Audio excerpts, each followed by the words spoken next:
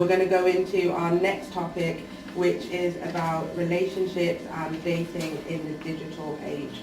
So I did ask during the break if anyone was single in a relationship. If you just want to tell me on mic now, who's single, who's in a relationship? Single. Okay, Tanny's single. Me, I'm single and celibate, man. Single and celibate? Yeah, for the last 4 months, man. You know what I'm Oh. saying? I have my reasons, man. I'm learning about myself, I'm learning about me. I'm having a relationship with me before I have a relationship with anybody else, man. You know what I mean? Like, And how's that working out for you? it's absolutely fantastic. I think it's a vital ingredient. You know what I mean? A lot of people go into relationships looking to fulfill an empty void that's inside of themselves. Do you know what I mean? But like where I'm thinking, my mindset right now is I'm going to fill that void with my dreams and my experiences and my goals. And once I'm in a place where I feel like, yeah man, you know what, I'm here right now, then I can introduce somebody into my amazing life rather than, please can you fill this empty void that's inside. Well, that's very mature. I appreciate that. What about you, Tarek? That's real talk. I respect what you're saying though, because I'm in a similar place. Like I've learned a lot about myself in the last year and a bit of relationships, on and off kind of thing. And since November I've been single, but I'm much happier after it than I was like the other time when I broke up. And just kind of suffering, you know, mentally, and then just kind of accelerating my learning about myself in the next year. So now I'm in a place as well, like I'm just, you know, day by day trying to do what I'm doing and see where the future takes me. So are any of you on Tinder or any of those kind of dating apps? I ain't on no Tinder or any kind of dating app. I'm just on Instagram and I'm on Instagram and Facebook, but I don't really go on Facebook too much. What about you guys? No, I never have been on Tinder or any one of those like that. Okay, so I thought everyone was on Tinder and stuff nowadays. Are you, Tanny? Nah. I did try it though. And what was it like? It was long. No one talked on there, surprisingly. So I just came off it because I was bored. So yeah. So what do you do on there? So you literally just swipe to say you think the person's attractive and then don't talk to each other? Legit, because imagine you're just looking at a person's face and thinking, oh, I like your features. I don't like your features. Yeah. So after a while, I was like, you know, why am I doing this? I just deleted it. It's very superficial actually now you describe it like that. Yeah. Because then you're never really going to get to know, there might be someone out there who you wouldn't automatically swipe left, but if you got to know them, you find out that they were the perfect person for you. Mm-hmm. So do you think the way that the internet is now, that it makes people just move on a lot quicker? People don't really seem like they're willing to stick out a tough relationship as much as they used to be, because now there's just so much choice and so many different avenues that you can take to try and find love online. You know what, I think this cyber kind of nailed it. A lot of times now people are kind of searching for things that, you know, they need to find them in themselves first before they go look for it in other people, and that's where a lot of people are going wrong.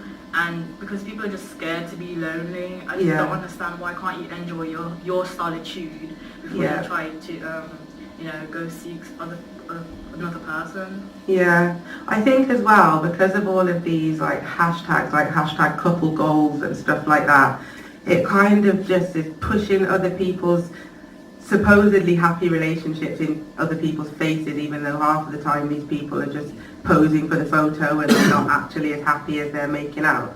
So I think it's kind of hindering the relationships that people have with each other, the internet. Do you think it's making it harder for people to actually connect? I mean, definitely. I mean, even from before social media and TV, we are constantly, the only thing we are ever shown on any kind of media, social media or TV, is the honeymoon period, innit? Yeah. You only see the honeymoon period where everything's just amazing, your brain's on dopamine, you just absolutely love this person, you think this person is the same as you, and then as soon as you get after the honeymoon period, where you get the power struggle, where you're actually learning about the differences between each other and you're learning about each other's dark sides or, you know, less desirable qualities. There's no education out there on how to deal with that. No, there's no education in the families. There's no examples of really good relationships. And if you do see any examples, like, you know, when you're talking about couples' goals and stuff. Yeah. You're only seeing things on the outside. On the internet, on social media, you only see the best sides of people. You only see the best angles. Yeah, you don't see the work it took to get there. Yeah, man, girls pouting and cocking up their bottoms and that. Like, do you know what I'm saying? I've been on some Instagrams where it's the same pose over and over and over and over and over again. So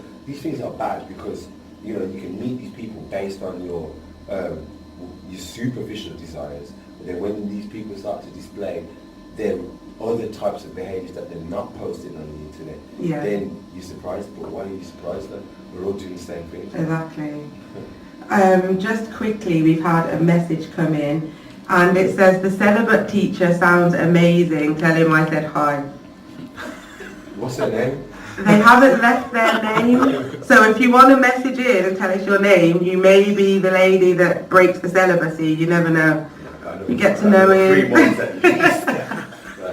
Well, yeah, so you're saying she'd have to be pretty special to break the 4 months of hard work you've been doing at celibacy? Well, you know what, just to come off topic, for me, I personally think that people should love each other, but people should never fall in love.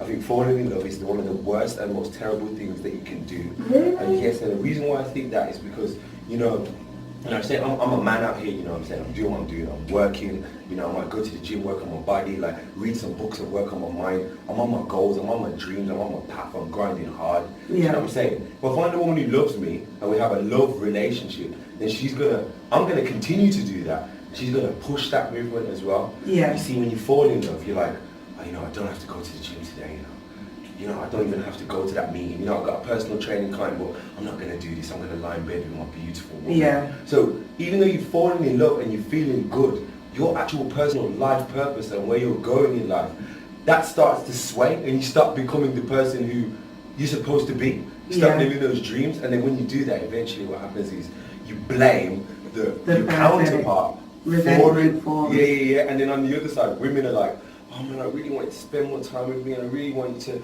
you know what I mean, I just want you all the time, you get me? But then as soon as you as a man stop getting on your path, the very person she was attracted to in the first place, and you start to spend more time with her, giving her what she wants, eventually she can't stand you because you're no longer the man that she was attracted to. So I think falling in love is like, we've had this massive illusion, and Disney and all these movies have given this illusion of falling in love like it's the perfect thing. When I think really it's just as bad as any other drug, you get me?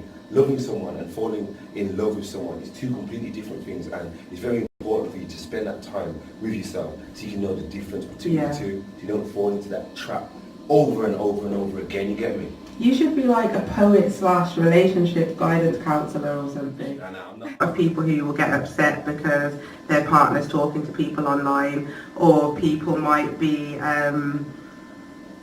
commenting on women's pictures or liking all these pictures of like sexy women with their bottom cocked up, as the cipher said earlier.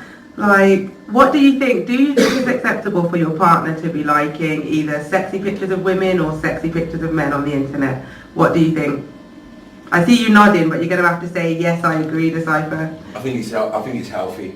I think it's healthy, you know. Really? What I mean? Yeah, if you're on social media is based on your senses, do you know what I'm saying? It's based on your senses. So if I'm with a woman and I'm choosing to be on social media and I'm being distracted and I'm scrolling, if I see something nice, then, you know, I might double tap and I might like it. Do you know what I mean? I think there's lines though. You can't be then, you know, trying putting to heart drop in emojis DMs on and it. all What that. if he's dropping all the love heart emojis or the water droplets or the aubergine or something? No, you know what? Oh wow, the aubergine.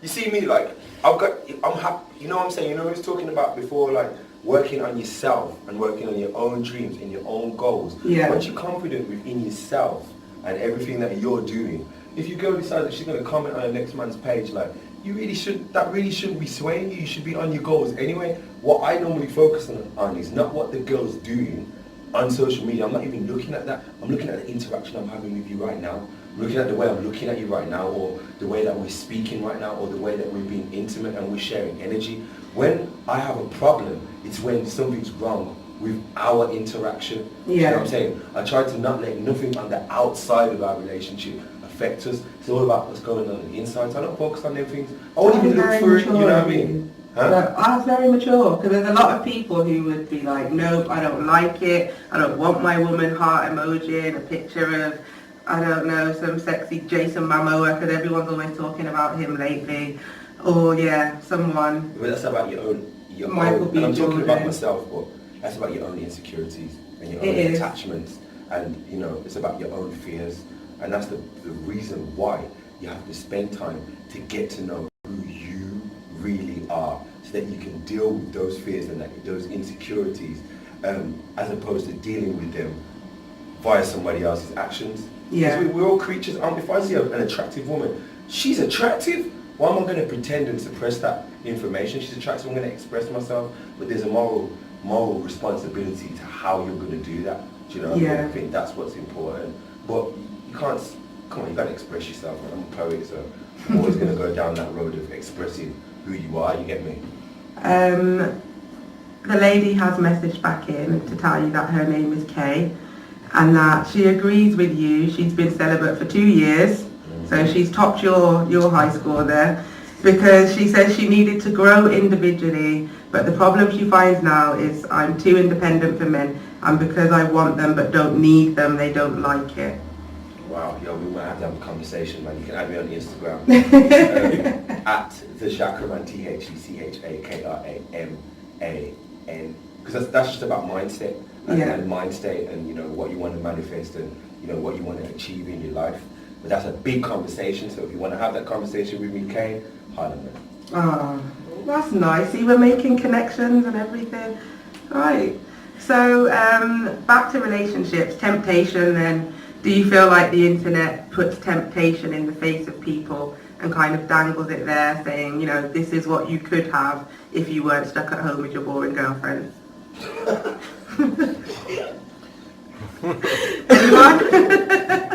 Whoa! Is there too much temptation online? Definitely there is, but I think it's like, you can see it in however you want to see it. You can see it as temptation, and you can see it as, you know, you have to resist this, or you can see it as like spiritual practice, you know what I mean? It depends on what kind of mindset you bring to it. So like, those kind of things nowadays, I try and see them as spiritual practice, you know, like if I have a goal I'm focusing on, or, you know, like this is just me in the stage that I'm at, like trying to be on a spiritual kind of path. Yeah. And you know, you see a temptation, whatever it is, if it's to do with another woman or if it's to do with any kind of temptation, is how do you respond to it? Do you let it suddenly trigger your emotions or whatever it is, or do you kind of bring it back to, you know, react how you want to react? Yeah. You have a choice to make basically when you see those things. I love this, brother. I just want to add on to that. The first time I decided to do the celibate thing, I kind of tried to stay away from women and like not really speak to them, not have any conversations with them. I just tried to stay into my own zone. But naturally, as a man, that became difficult. As energies build up. Do you know what I mean? Now I'm a lot more wiser. So when you're talking about spiritual practice, like I'm on the same tip. So even though I'm practicing celibacy now, I still go on dates, I still have conversations. But now because my intention isn't one-track minded or just based in my sacral chakra, I can now learn more about people, and I can learn more about, you know, how their mind works and how their emotions work. I'm having better interactions with people, because as a man, when I'm having an interaction with my woman, it's not necessarily, I'm not thinking sexually, do you know what I mean? Yeah. So, you know, it's good that you said spiritual practice, because even though I'm doing that, I have to place myself in the place of temptation in order to learn how to be more disciplined in that celibacy. Do you know what I mean? It's like if you learn boxing, you're not going to learn anything really unless you spar and you go into the ring and practice everything that you've learned. So yeah, it's about the intention. You can either use it for distraction or to put yourself on a lower vibration. But then if your intention is to be on a higher vibration and become more disciplined and have a better spiritual practice and learn more about the mindset of your society or your environment, then it can be just as much of a strength as it is a weakness. You get me?